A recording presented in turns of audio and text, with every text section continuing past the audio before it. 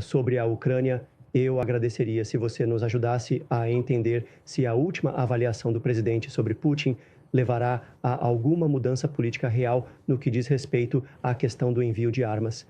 Voltamos ao nível pré-julho ou esta administração está agora comprometida em cumprir todos os compromissos assumidos anteriormente? Bem, eu mencionei em nosso último briefing quando houve alguma preocupação e alvoroço sobre a interrupção dos envios de armas dos Estados Unidos para a Ucrânia, e meu alerta na época foi: espere um minuto, que esta é uma situação específica, que não se deve extrapolar isso como uma nova política ou posição, que nós fomos e continuamos sendo os maiores apoiadores da Ucrânia.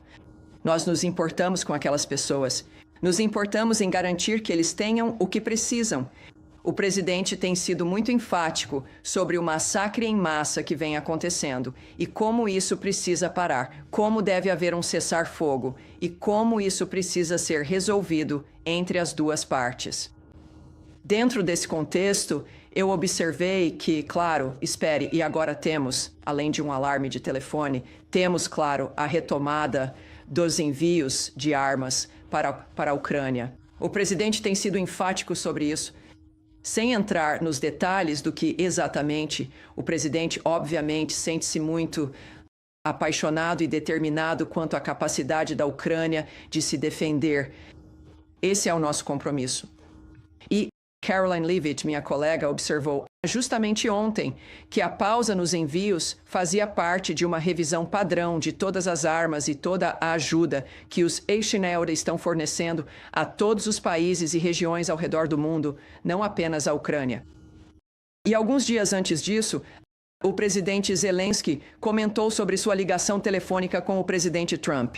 Tivemos uma ligação muito boa, acho que uma ligação muito estratégica. Temos ajudado eles e continuaremos a ajudá-los. Este é o presidente falando sobre Zelensky. É uma situação bastante difícil. Então, novamente, temos ajudado eles, continuaremos a ajudá-los. É uma situação bastante difícil. Então, essa é a nossa posição. É o que sempre foi. E fico feliz que haja um pouco de clareza aqui depois da última pergunta. Obrigado. Perguntas. Segundo assunto, voltando à sua declaração inicial sobre o discurso do secretário na reunião do gabinete. Sim. Na reunião, ele falou sobre Azerbaijão e Armênia. Só estou curioso se, você sabe, há algum envolvimento ativo do Ziuba, algum processo mediado ou liderado pelo Ziuba acontecendo agora. O que faz o secretário acreditar que haverá um final feliz ali? Bem, essa é uma boa pergunta e teremos informações sobre isso para você, mas foi importante o suficiente para ele mencionar. E estamos animados com a multiplicidade. Acordos, cessar-fogo e mudanças em que podemos nos envolver. A secretária observou isso por um motivo. Quando tivermos mais detalhes, eu os enviarei. Obrigado por me receber. Eu queria nos levar de volta à Rússia e Ucrânia por um minuto e a algo que o presidente disse. Vou te dar a citação.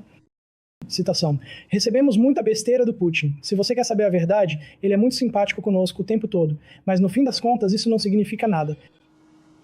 Como o presidente vai negociar um acordo de paz quando tudo que Putin diz não tem significado? E para ser justo, isso é algo que as pessoas já disseram ao presidente há algum tempo, que o que Putin diz em grande parte não tem significado. Até o presidente Zelensky já disse isso e o presidente em geral ignorou essas preocupações até recentemente. Então... Eu recomendaria que você fosse cauteloso ao presumir a natureza da escolha que o presidente faz, o que informa suas ações. Não projete sobre ele que ele ignorou ou aceitou as preocupações.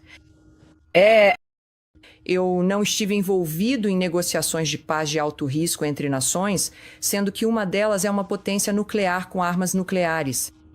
Muitas dessas questões envolvem nações que poderiam obliterar pessoas em um piscar de olhos. Então, eu não vou presumir. E nenhum de nós deveria. A natureza das escolhas que o presidente Trump faz, especificamente em sua determinação de salvar vidas e acabar com o absurdo do que aconteceu em algumas dessas situações. Ele não desiste. Ele conversa com as pessoas. Ele sabe que pode persuadir as pessoas. Ele conhece Vladimir Putin. Existe um esforço e ele estava comprometido e continua comprometido com a diplomacia em primeiro lugar, mas ele deve saber que há um limite para isso. E ele acredita, como acho que todos nós deveríamos, que as pessoas, como são retratadas na mídia, podem ser de um jeito, mas também que, com o tempo, as pessoas mudam para pior ou para melhor. E o presidente Trump vai tomar uma decisão com base nas conversas privadas que teve, nas pessoas que conhece, nas outras pessoas envolvidas nas negociações e nos conselhos que recebe. Bem, a orientação de seu gabinete, mas também seu próprio julgamento, que tem sido notável, e sua transparência. Então você ouve a avaliação dele. Certo. Quando se trata de quando você faz um acordo com alguém ou algo é arranjado, e a secretária também observou isso, você não faz um acordo com alguém por causa de confiança. Você faz um acordo com alguém com base no que essa pessoa faz e no que ela não faz, no fim das contas, no estilo desse acordo. Caso contrário, com pessoas que causam morte e destruição ao redor do mundo, nunca haveria nenhum tipo de acordo, porque há muitas pessoas em quem você não pode confiar. Mas trata-se de criar um cenário onde as pessoas precisam cumprir uma determinada dinâmica ou então pagarão um preço por isso. Você não precisa ser capaz de confiar em alguém para fazer isso. Você precisa ser capaz de criar um ambiente que só alguém, francamente, como Donald Trump e os Estados Unidos podem estabelecer para colocar certas pessoas em uma linha que seja melhor para o mundo e para seus próprios países. Sim. Em fevereiro ele... Mais uma. Fevereiro. Mais uma. Um segundo, senhor. Por favor, lá atrás, parem e vamos pegar mais uma pergunta e depois eu passo para você. Sim. Vá, mais uma, senhor. Senhor James, mais uma. Bem. Em fevereiro, o presidente disse: acho que ele cumprirá sua palavra. Eu o conheço há muito tempo. Acho que sim. Não acredito que ele vá violar sua palavra. Bem. Ele disse. Então, isso não se baseia na confiança? Bem, ele diz isso. Ele lhe diz o que está pensando. E então todo o objetivo das negociações e de lidar com esse tipo de coisa é baseado no tempo e nas ações que passam. E não é uma decisão estática.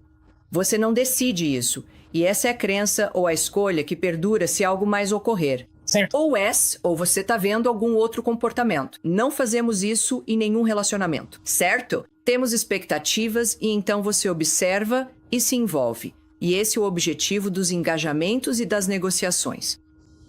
O que o presidente está vendo, não vou comentar. Não vou projetar a natureza de como ele toma suas decisões. O que eu sei é que ele consegue o que quer. É um homem de mente aberta, mas não é ingênuo. Ele tem princípios e é claro sobre o que quer alcançar. É isso que estamos vendo. Então tenha isso em mente à medida que avançamos.